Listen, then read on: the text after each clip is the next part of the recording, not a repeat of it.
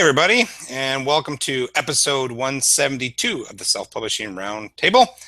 I am your host, Wade Finnegan, and my co-panelist for this evening is Erica Conroy. So, Erica. Hi, everyone. And our very special guest is Bob Mayer. Say hi, Bob. Hey.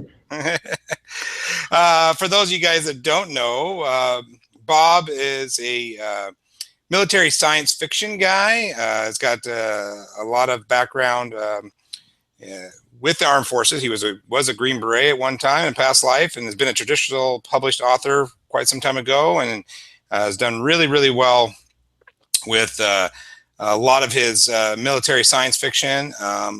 He's also done some collaboration work. He's also done some romance work too. So we're gonna pick his brain about that and talk a little bit about switching genres and how that works. But Bob's got lots of books out. I think we said 41 overall, but if you go on their site, you'll see a couple of his top ones. Area 51 is probably one of his bestsellers to date. He's been on the New York Times list and all those good things. So, Bob, thanks so much for joining us tonight. Yeah, thanks for having me. Yeah, it's good to pick someone's brain, especially if I'm going from the traditional side to the indie side. So, why don't we start off with, Bob, just give the listeners a little bit of background, talk a little bit about your writing journey and how you got to this point. Well, my first book came out in '91, traditionally published. It took me 4 years to get to that point. Did 42 books with New York, a variety of publishers, Random House, Berkeley, St. Martin's. And about 2009, I started sort of seeing where things were going. I used to describe traditional publishing with two adjectives. One is slow and the other is technophobic, which didn't bode well back then. So what I decided was, since I had the rights to almost all my backlist, which back then nobody thought backlist was valuable, and they're still a little slow on that. They've picked up on it, but so I was still looking to be traditionally published, but we put out some of my books end of 2009, early 2010, and everything just took off. I hit things at the right time. And after that, I just kind of decided I wanted control. And I think that, pretty much doesn't matter how you're published. You're going to have to do the same things, traditionally published, self-published. So I decided I'd rather have the control and do the same things. So I think I'm up in the 70s now with books published. I've put 6 out this year. Wow. That's a lot of writing. Well, that's all I do, so. Does help. Yeah, exactly. I got to get rid of that damn day job. But anyway, Erica, why don't you start us off with a question? So Bob, it's obviously you have the military background with the Green Berets, so it's not surprising then that your books have a military theme to them. But how would you classify each series? I've run the gamut. I started out straight military thrillers, shifted over kind of to sort of, I'm not really considered a science fiction author, even though I do very well in science fiction. My Area 51 series took off, and that, to be honest, is just a degree of luck too. People don't realize that there's luck involved. Title. I was 95, the first book came out. X-Files came out that year. Mm-hmm. Independence Day, the movie, came out that year. People heard about Area 51, so that series took off. And it's still doing great. I've written, I don't know what genres. I've written pretty much everything. I've always written what I felt like. I didn't worry about it. I've written historical fiction. I collaborated with Jennifer Crusie on 3 romance novels. Because I'm not kind of a fan of genre is important in terms of marketing and fandom, but I don't really worry about it too much.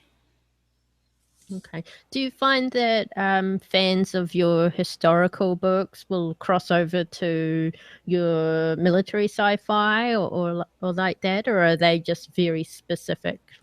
I think most will. One thing I have in common in all my books is histories. I do a lot of work on history. My science fiction is based on history. My military books are based on history. My political thrillers are history.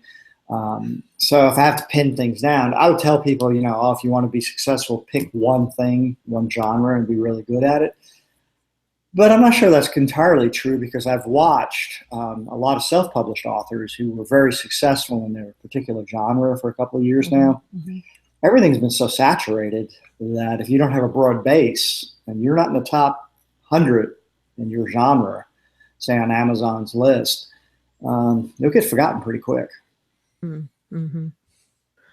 So, but you said you have a number of genres. Before you branch out to a new one, what kind of market research might you do? None. I don't really care about the market. I mean, I don't think you can.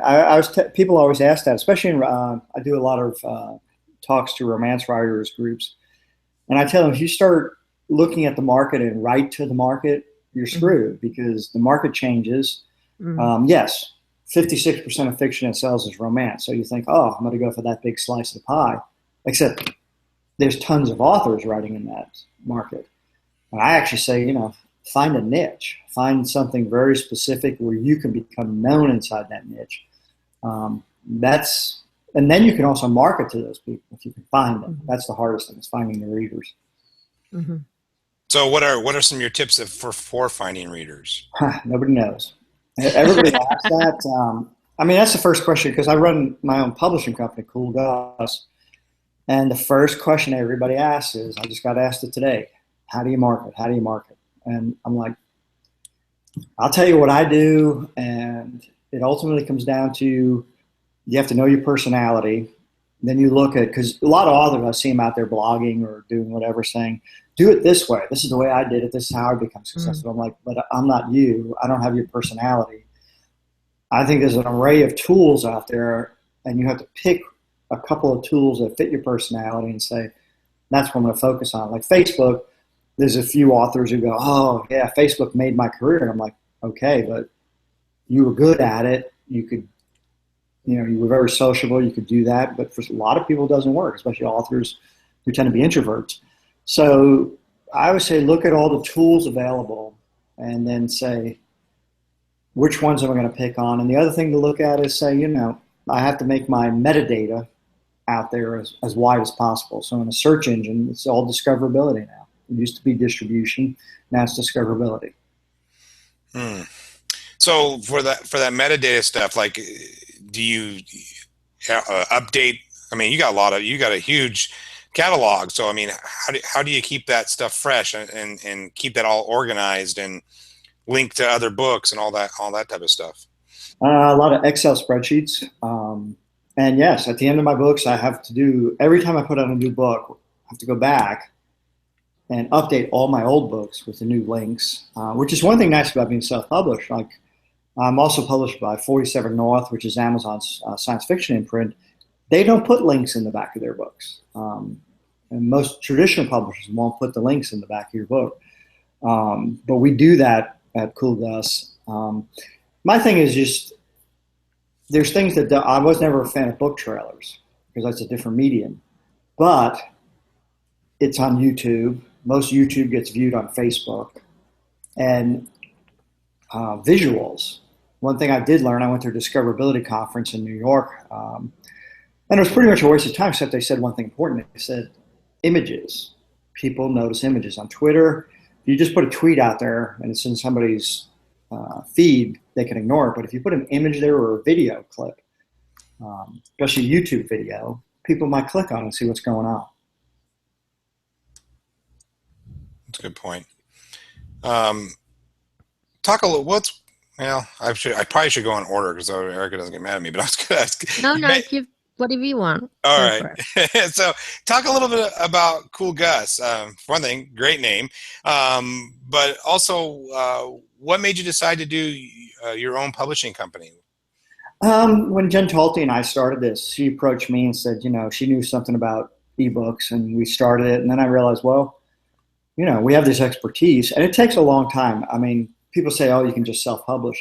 It takes 3 years to learn any new skill set. And it took us about 3 years to figure out what exactly we were doing with covers, with all of that stuff, formatting and the rest of it.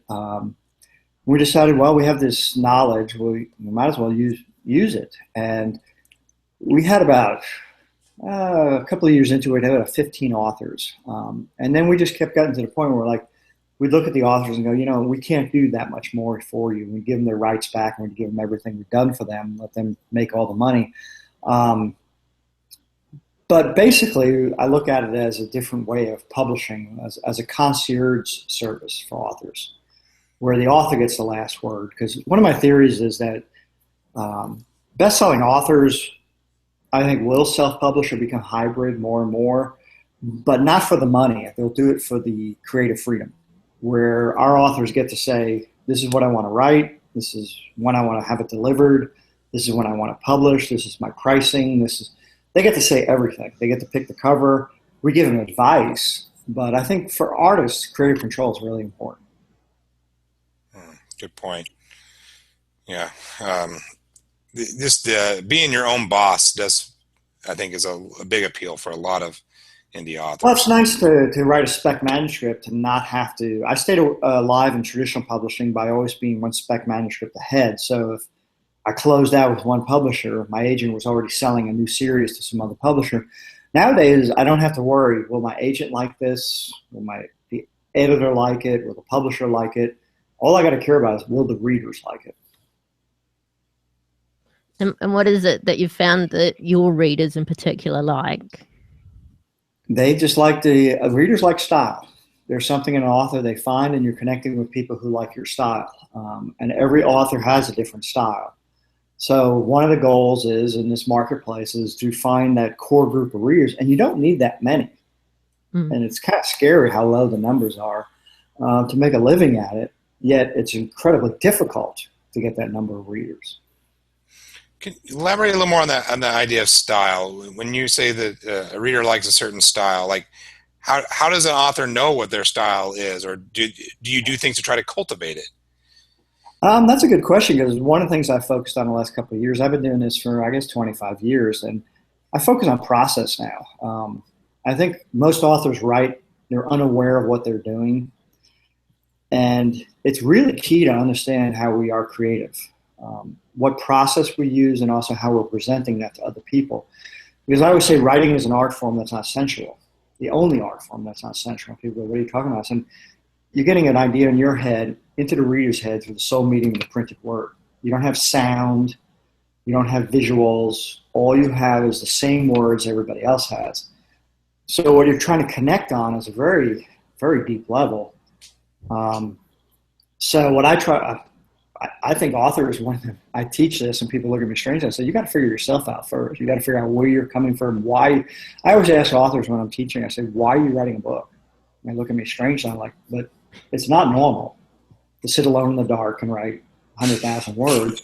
So why are you doing this? And if you can understand why you're doing it, you can understand a bit of your process. And also in your process, you're going to be good at certain things and not good at other things. There's very few writers who are good at everything. You can be a great plot writer. You can be a great character writer.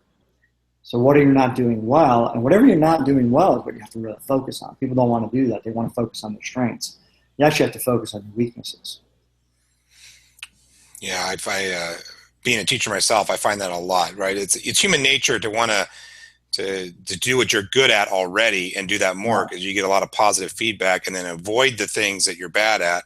And then what ends up happening is you end up getting worse at the things that you need to improve. So that's I like that why question too. That actually came up with another recent conversation I had with another author. It's not easy to figure that out, though. I think anyway. I mean, when you say you're teaching, what sort of things do you do to help authors kind of discover that? I use some basic things. One of the things I have a program called Write It Forward, where it's focused on becoming an author. Nobody really teaches that. They teach how to write, they teach the publishing business, but they don't teach how to become an author and how to succeed in the business. And I tell people, first off, I tell them you have to go get a therapist. If you're a writer, you need to be in therapy. And something as simple as the Myers-Briggs test, the 16 character types. One of them is actually labeled author, the INFJ, introvert, intuitive, feeling, judgmental. And I said, that's great if you're one of them. It's actually the least popular of the 16 when people take the test. And you don't have to be that to be an author. But I always tell them, don't worry what you are. Worry about what you aren't. What can't you do? Like the opposite of author, INFJ, is ESTP, which is promoter, which is a huge problem for authors. They're introverts. They don't want to get out there, and you have to get out there now.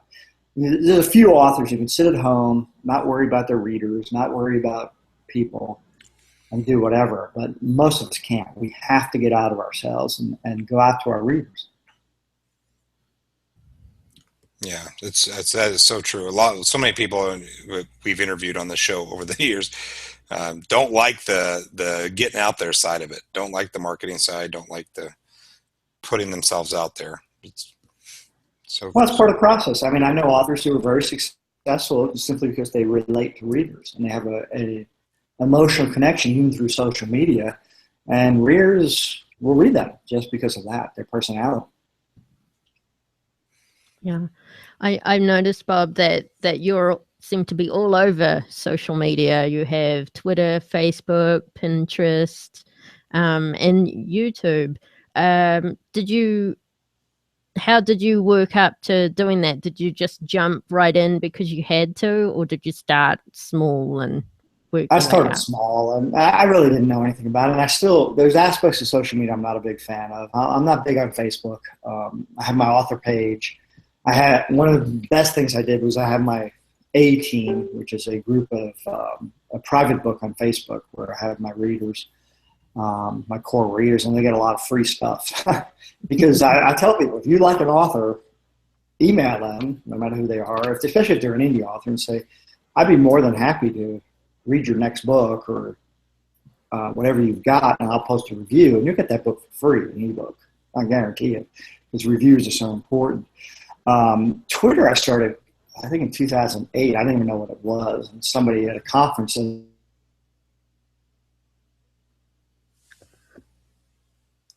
I barely go there maybe once a week. I shouldn't say that, but it's just, I can't do everything. One thing I did learn, which is interesting, I wasn't a big, Google Plus. I didn't think it was a big deal. And someone mentioned to me, they said, what's the most popular search engine? I was like, Google. And they're like, maybe you should do something on Google Plus. And so I have a presence there. I actually literally have to have a checklist every day, look at it and go, am I hitting these things? Like today I went back to Wattpad, which I've been off for a while, and posted some things there. And the problem is you don't know how effective it is. You have no clue. You say to yourself, well, am I getting book sales off? But if you look at it that way, you're going to give up. You're just going to quit. You have to do it just simply because you're putting your base out there, and also get feedback from people. Get feedback from your readers. Yeah, I think I originally saw you on Twitter. It's how I originally found out about you. So, yeah, it does work. It does work. Yeah. Well, I originally found Bob because of his romance collaborations with Jennifer Crusie. So I guess now's a good time to bring that up. How on earth did that come about? I taught at the Maui Writers Conference for a couple of years, and then Jennifer got invited for her first year. Literally, we were on the same plane flying into Maui, and we didn't even know it. She was up in first class, of course, and I was in the cargo hold. We got off the plane. We took the shuttle to the conference together.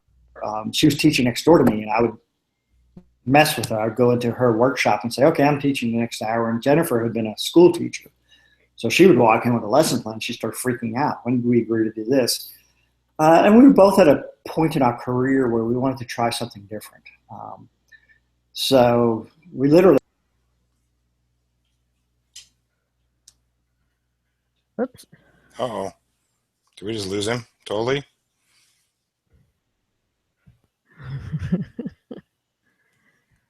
Erica, are you there? Yeah, I'm here. I'm here. Okay. Bob fell off. Bob's Nothing to say here, folks. Well, no, there is stuff to say here, folks. Oh, hi, Wayne. Wayne Stinnet's just arrived in the comments. Nice to see you again.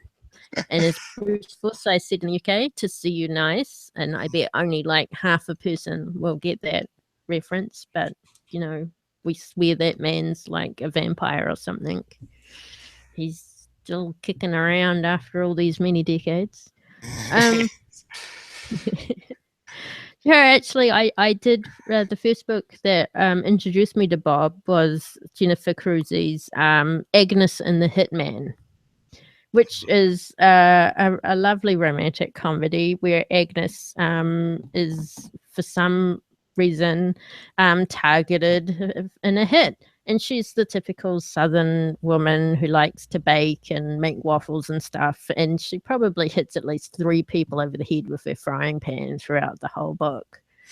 And yeah, I'm just curious to see how this book in particular came about. I'm assuming that Bob was the one who wrote the former military hero for the parts of the story that focus on him, and while Jennifer would write the romantic comedy side, with probably, I would say, a little bit of the hero's side as well, to make sure that he would match the expectation of the romance readers on what a romance hero would be like. And it'll be very hilarious if he comes back and says that exact same thing. Yeah.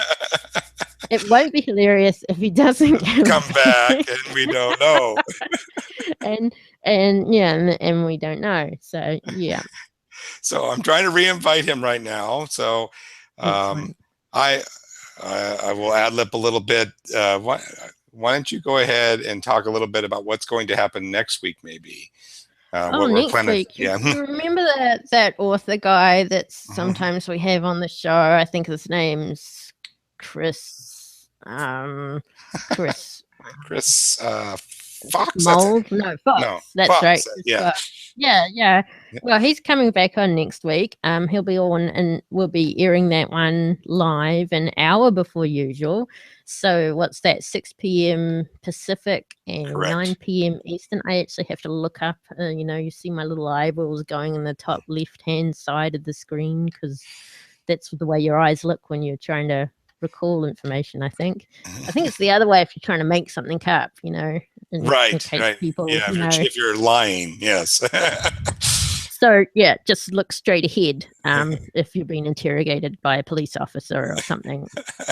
I'm not saying that you should lie to a police officer, but yeah. So anyway, we're going to have Chris back on, and he's going to talk to us about his latest book, which is all about data science and how you can make Amazon in particular work for you on selling your books. And it actually comes back a little bit to what Bob had said earlier about only needing a small handful of core readers and using them in a way that you can use them to teach Amazon how to find more readers like that, and they will promote your book to readers that meet that profile, and that's how they will sell on your behalf. Anyway, so that's next week. That's an next hour week. Earlier. Welcome early. Back, Bob. I think I'm back. I think my internet's been acting wonky today. I'm not sure if you got a picture. I'm not seeing anything, but I can see you. Okay, well, that's good, and we can hear you, which is the most important part. So that's good. Yeah. Yes. Well, go ahead, Eric. While you're away, I was just doing an ad lib about how the first book that I read of yours was written with Jennifer, and it was Agnes and the Hitman. And I was just wondering how you guys handled that collaboration. Did you write the hero and she wrote the heroine, or was it a bit more involved than that? No, that's pretty much it. There we go. I think we're back. Yeah, I wrote the male point of view. She wrote the female point of view. Is that what you're seeing? Just that plaque up there? Yes, that's what we're seeing. I don't know why. That's okay. It's all right. It's all good. Anyway, let's see. Yeah, we basically agreed to collaborate, and I think it's pretty unique in that we split the point of views. And then Agnes and the Hitman, we literally started where she said, I want to write about a food critic, because her cousin was a food critic for the LA Times. And I said, I want to write about a hitman. And it was incredibly hard to write a story where those two came together. And actually, I'm so happy with that collaboration. I think it was our best work. That I'm hoping maybe to take the character, my hero, from that Shane, and write a follow-on book with it. I'm going to talk to Jenny about doing that because it was a lot of fun, and I learned a lot doing it. So how did that process work, like back and forth and with editing and that sort of thing? How did you guys handle that? We did the entire thing through email. The first book took 7 months, totally email, never talked on the phone, never met face to face. Then we finished the first draft, and I said, "Ooh, we really start writing a movie." So I flew to Cincinnati. So you don't really want to talk. And you figure out the nuts and bolts of actually collaborating through email. My wife does that with people. She works totally through email with a lot of writers. I think it's collaborating is very difficult. You have to have a lot of trust, and you got to figure out what you're strong at and what you're weak at, each of you.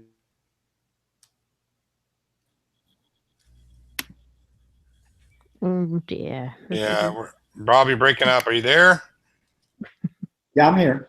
Okay, we Awesome. lost that last little bit there. You were talking about trust, and then you disappeared again. Well, Go try again. Well, that's essential in a collaboration. You've got to trust each other's strengths. That's the reason to collaborate. You're both not strong at the same thing. Okay.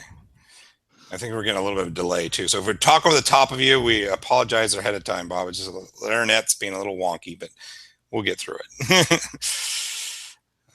So with a little more on the collaboration, I like this question. I think that Erica actually wrote, so I'm going to steal it though. So what kind of compromises did you have to make between military and romance? I mean, they're pretty, I mean, I know they have military romance, but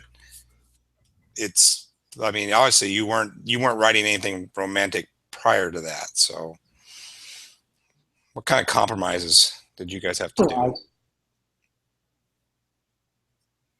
The compromises you make with any fiction, you can't be completely realistic. It's just not possible. You have to bend the rules of reality a little bit. For me, romantic, a lot of my military books that I'm having a real hard time hearing you, Bob. I'm sorry. Erica, are you experiencing the same thing? Yeah, unfortunately. He did say he was having try to some switch issues. nets. Maybe. Yeah, awesome. That'd be good, Bob. Yeah, it froze there, so okay.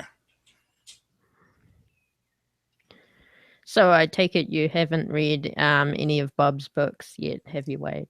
I have not, but I've followed it. Like I say, when he mentioned Twitter, I have followed him for years. I don't know how many years, but he's been, and he does do a lot for the indie community. He always links lots of articles and things that, so I've learned a lot from him. So when I knew we were having him on, any better? Oh, yes. There, maybe that do it. There we go. Good. So we don't have to ad lib. Hey, thanks. So what would your advice be if a writer wants to start a collaboration with somebody? You talked a little bit, you alluded to the fact that you met on an airplane, right? So it wasn't like you tried to necessarily go find Jennifer, but what are some ways that we, if as authors, if we want to write with a partner, we could start that? You have to check your ego at the door. That's the biggest thing, because as a writer, one of the great things about being a writer is you're in complete creative control.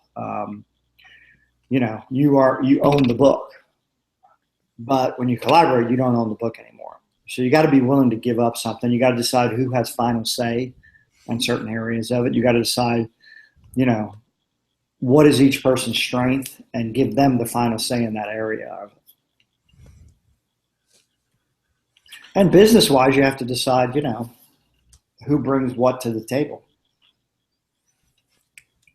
Did you write up a contract ahead of time and all those sort of things? We agreed, and then of course had to bring the agents into it, and the publisher into it. And actually, in New York, a lot of people were against it. They didn't want us to collaborate, and they're not a fan of traditional publishing of collaboration. They're a fan of ghostwriters. They're a fan of, but two names on a cover is not very popular. But it worked out simply because we had a good product. When Jennifer Endelin at St. Martin's read the first 100 pages of what we'd come up with together, she couldn't tell who had written what, which is the thing. Yeah, it was seamless. From being a reader, it was seamless. Nice. So you said that you learned a lot writing with her. Does that mean that after your collaboration, you were able to use more romantic elements in your future books, or? No, not particularly. I learned a lot about rewriting. I learned a lot about, the craft, the process. I had to examine my own. I learned a lot about voice because Jennifer writes third person limited exclusively, and my natural voice is more omniscient. So by the third book, that was causing us problems. I kept drifting towards my voice. She kept drifting towards her voice. And, that's kind of why we decided not to keep going forward, because I don't think I could do it anymore, her voice. But I think for a writer, trying different things constantly. Anytime a writer says, I've got it made, their career's over. And the successful writers I know are constantly learning, constantly trying new things. My wife and I, we joke a lot, but our hobby and our work is story. What we do is every evening we go upstairs, and she always has the remote. I never get it. And she makes me watch things, and she's always right. It's always interesting stuff. Right now we're just mesmerized by Westworld. We just are stunned by the storytelling in there and the way the writers have done it. That definitely is a popular show right now, isn't it? It's one of the good ones. And already has a second season secured. So yeah. Speaking of television shows, Bob, have you ever considered going in that direction, or have any of your books gone that way? Or I've had books optioned. I had a screenplay written on Area 51 by the same guy who wrote Alien. Total Recall. He produced Minority Report. But I always joke that you go to LA to suffer, Los Angeles to suffer, and Las Vegas to die. I mean, it's a brutal business, the movie business. I'm amazed any movie gets made because, like I said earlier, as a writer, I own everything to the finished product. I just find it amazing that a screenwriter writes something, then they give it to another screenwriter to rewrite. Then it has to go to a producer. Then it has to go to the actors. Then they have a film editor, and there's so many people involved in the process before it becomes a final product. To have everyone on the same sheet of music and all understand it came from the same idea, I think is really difficult. Some things can be rewritten many times before it even gets down to the filming stage, and then there's rewriting during filming in a lot of cases. Well, I just read Do Androids Dream of Electric Sheep by Philip K. Dick, and the book is totally different than the movie Blade Runner. They're making Man in the High Castle right now. I read the book, and I'm like, okay, they took a nugget out of there, but they did not take what he had written. Some huge differences. And then you have books like the Harry Potter ones, which are almost translated from page to movie. And I wonder if a lot of that comes down to, like you said, the control of the author. Some authors say when they first start out, they have to accept whatever the producers and the movie peoples want to do with it. But when they're much more famous, like Stephen King, they can bring a lot more clout and decision making to the movies. Well, even him, though, the first making of The Stand, he wasn't happy with. Not The Stand, but The Shining. He wasn't happy with it. He redid it himself. Very few authors have a say in that. I mean, Gore Vidal said you walk to the California-Nevada border, you throw the book across, they throw the check at you, and you go home. I mean, Lee Child, I'm sure he publicly, he's totally supportive of the Jack Reacher movies, but I mean, he can't be that thrilled with who Tom Cruise compared to who Jack Reacher is in his books. There's a severe height difference. Yes. But you know For what? one thing. He's a smart guy, and he's playing the game, and he's saying, you know, I'm good with him. What else are you going to say? I mean, you can't fight yourself. Yeah. And having a nice check is, you know, it does relieve a little bit. Well, it's not even that, but it's also he's getting a story out, and the important thing is story. Yeah. Yeah. You think of Andy Weir in The Martian. I mean, that's exactly again reaching a bigger audience, right? Getting more people to like your story is, I think, the goal for everybody. So, good stuff. I wanted to talk a little bit before we get too far.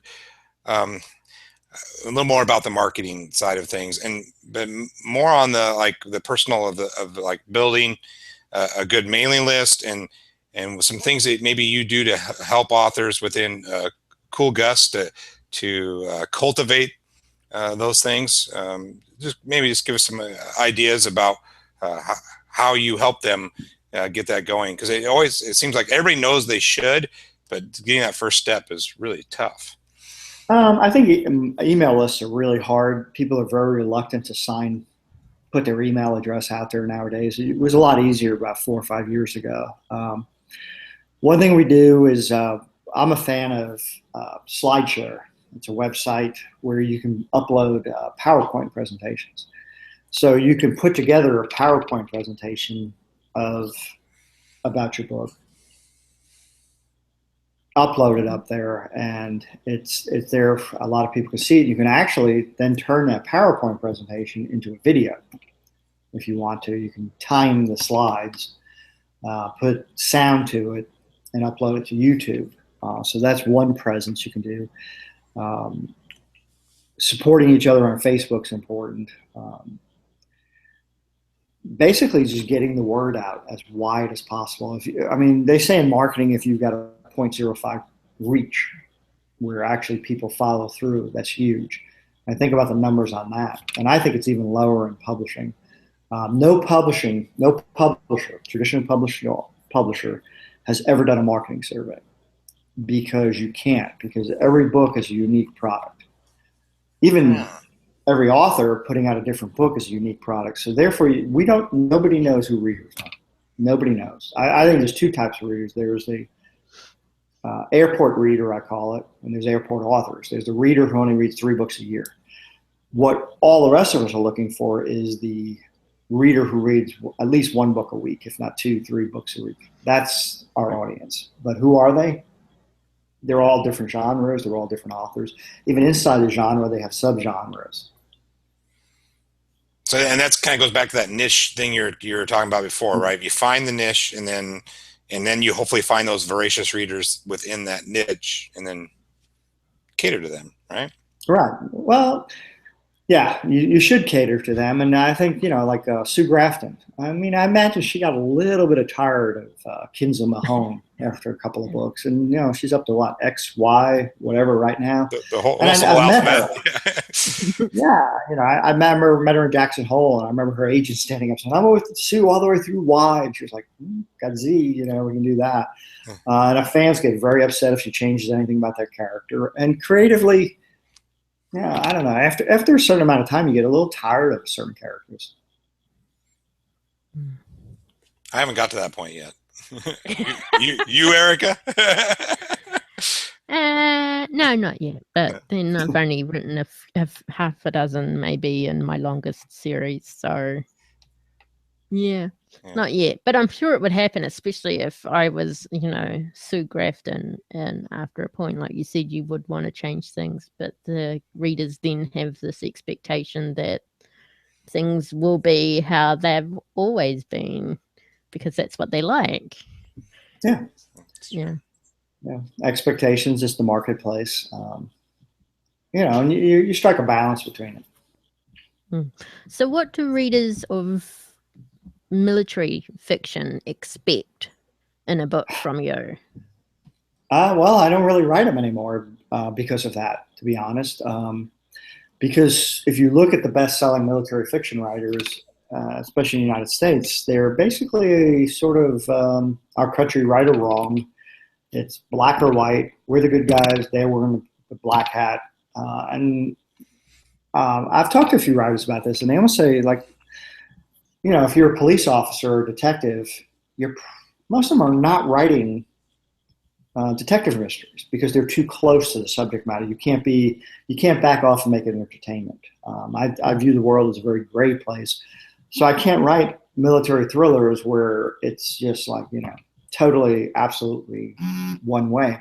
There's a market out there though for gray, but most of your military thriller writers are going to be very right wing, very this is the way it is, and they believe it, which comes through in the writing.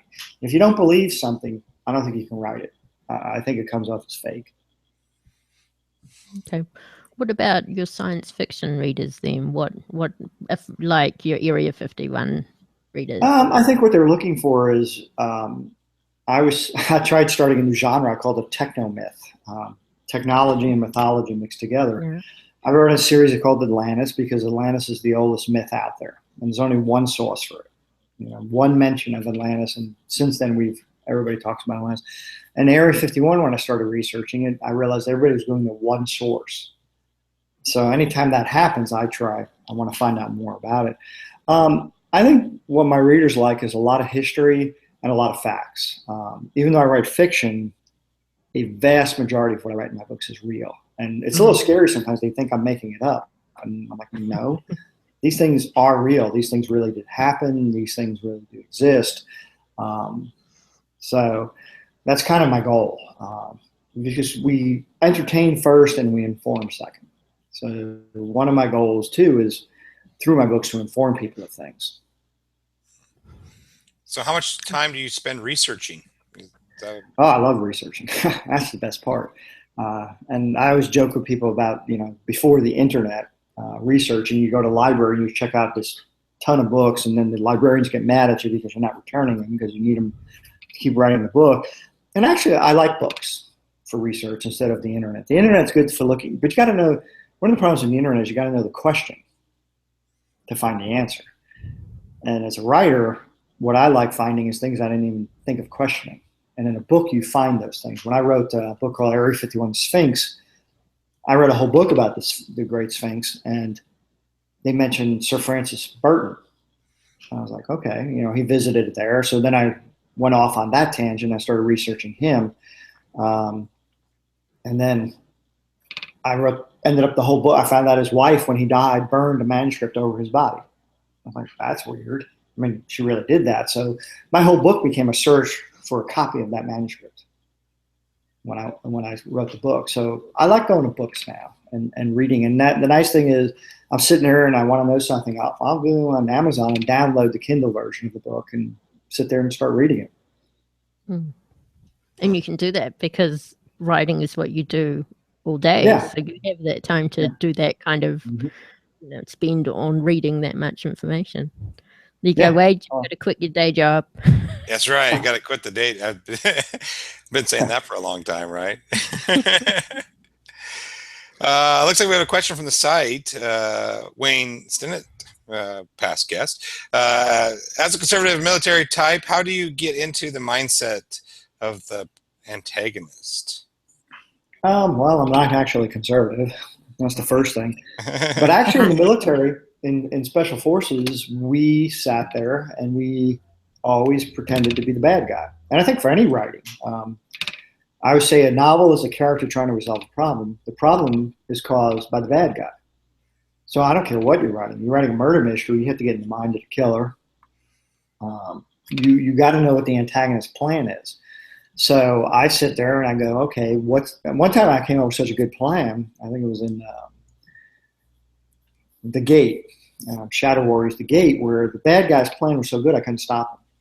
I got to the point where my hero was supposed to win. I'm like, sorry, dude. The bad guy had a really, really good plan, and there's no way to stop it. So I had to go back and put a little flaw in the plan. So the hardest part about getting in the mind of my antagonist, actually, when I wrote my Duty on a Country series about the Civil War, I had a hard time getting in the mind of the people who fought for the South.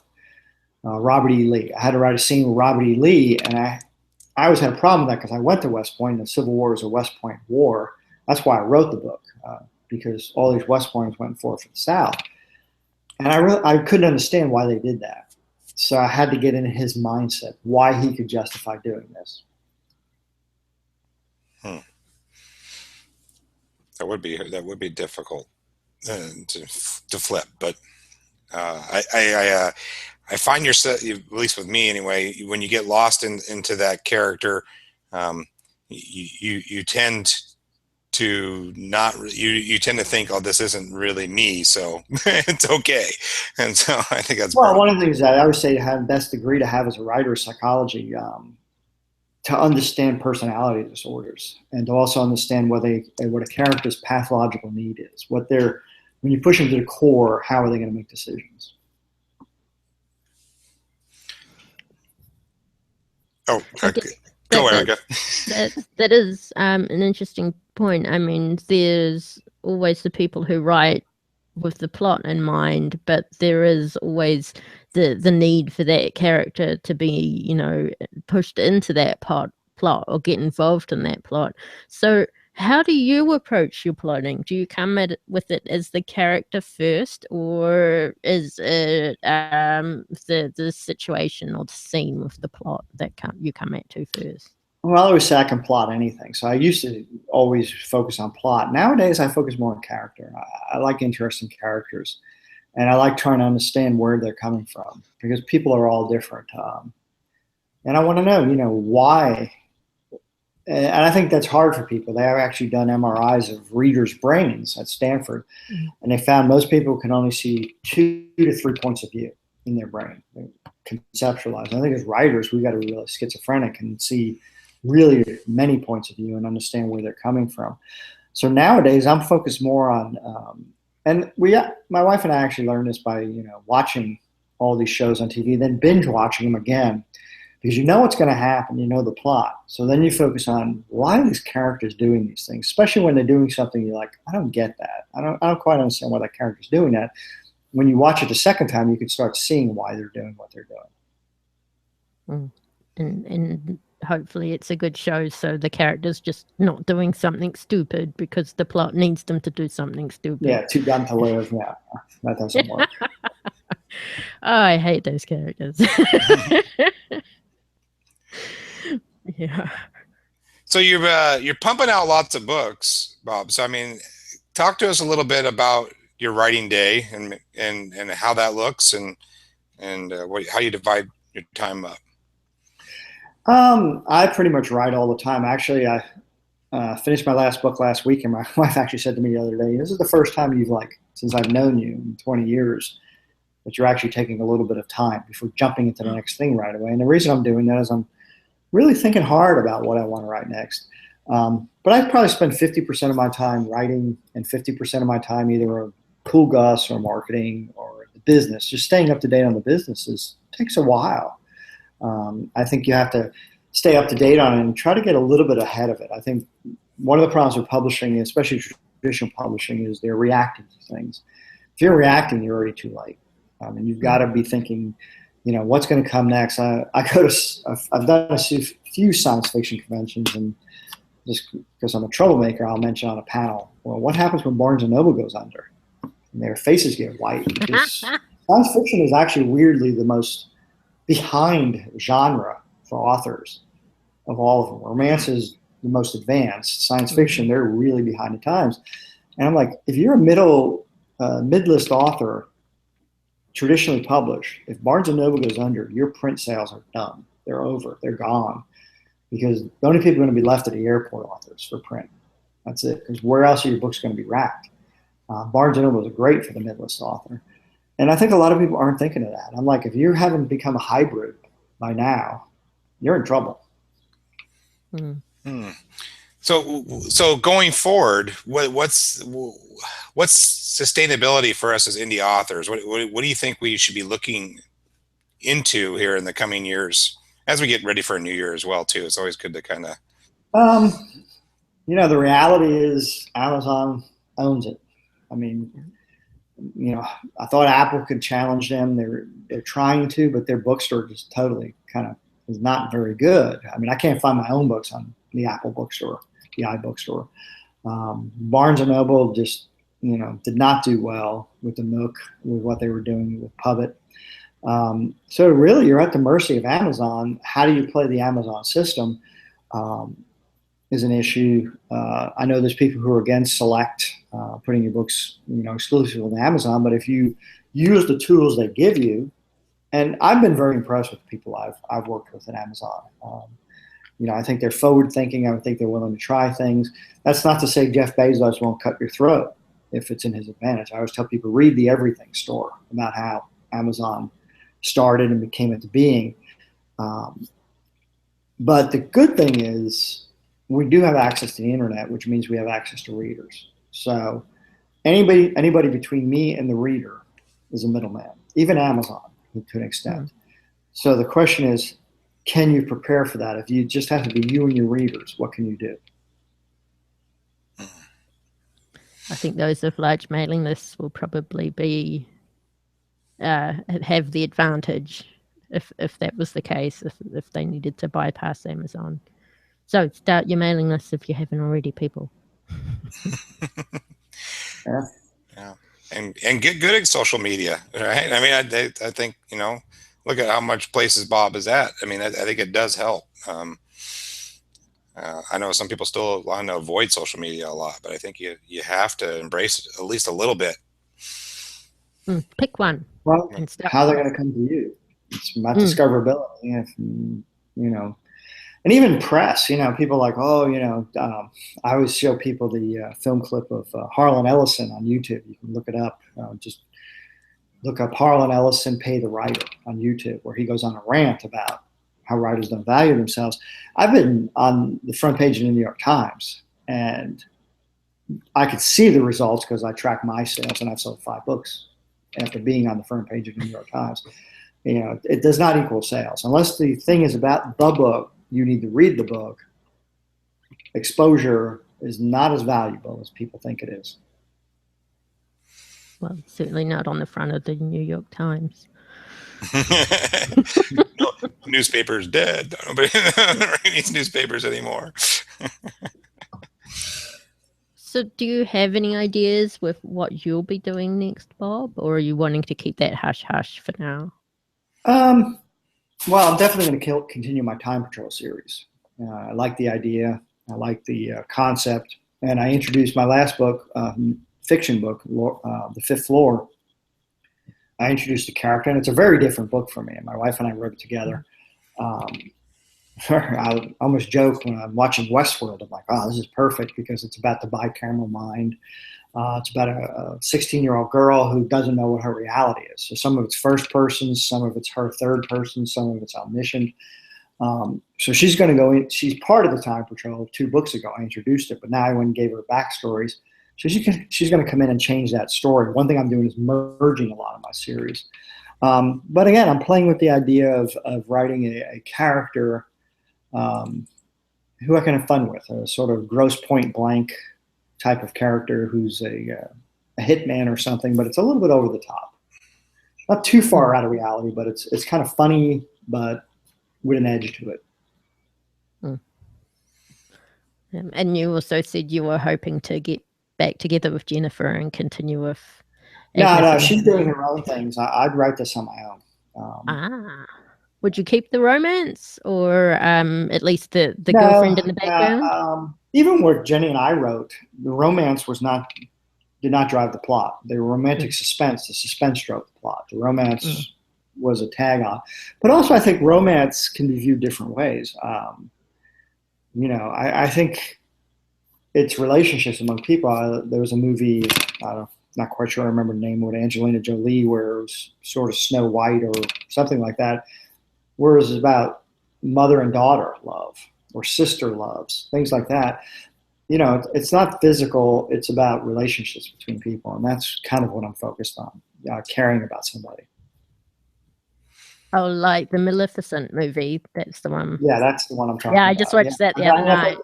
I thought that was an excellent story, and I thought it was a different twist on things, and it didn't have, it was not her and the guy, it was a mother or a woman taking care of someone else.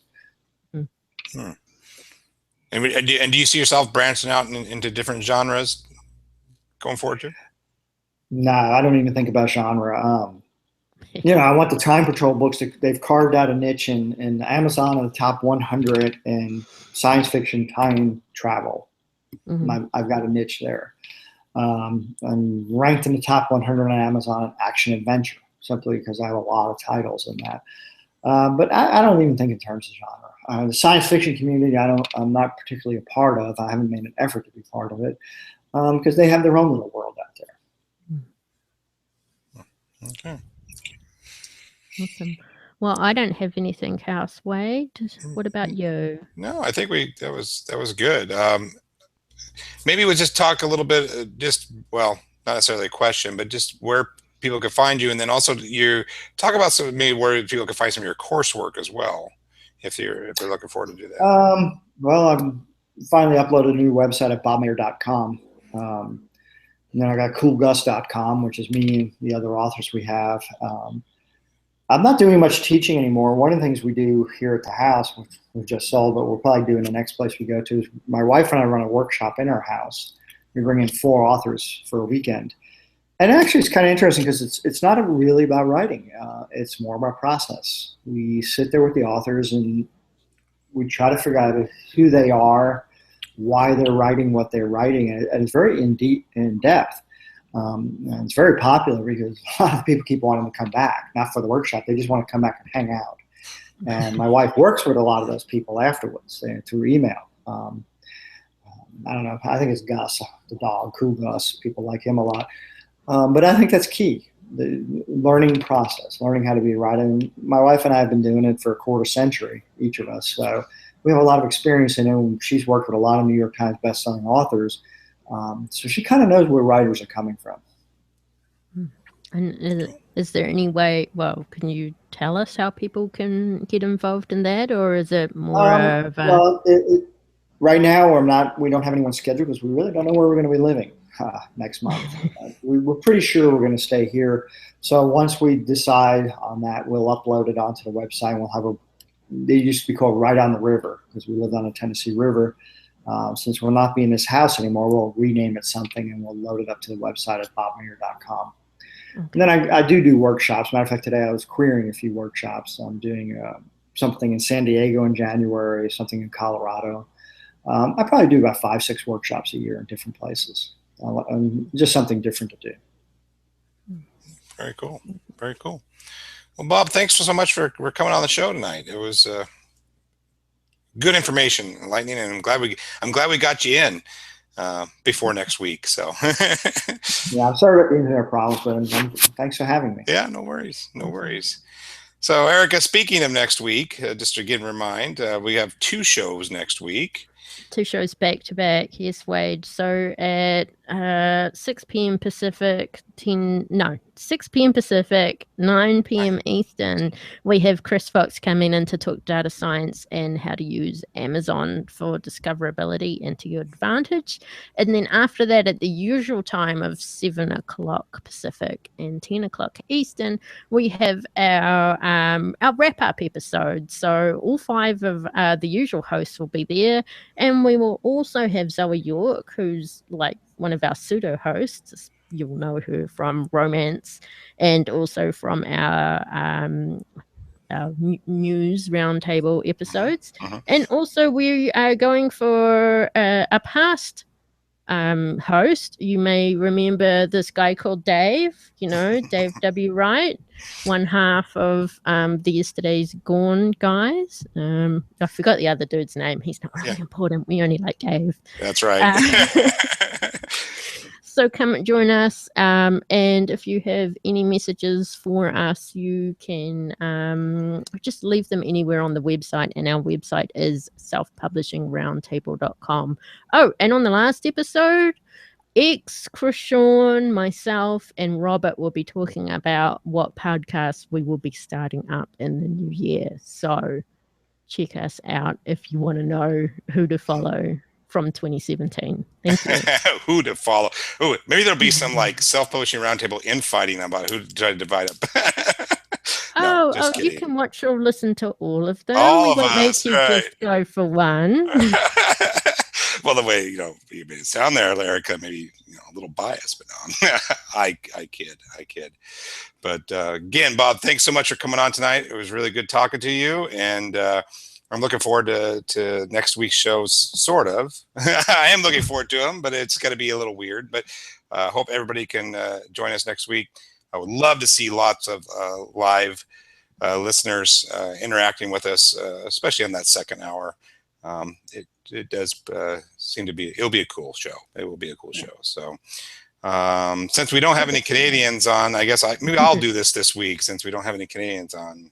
I guess I don't know. I can't do it justice, so I won't even try. So, good night, internets.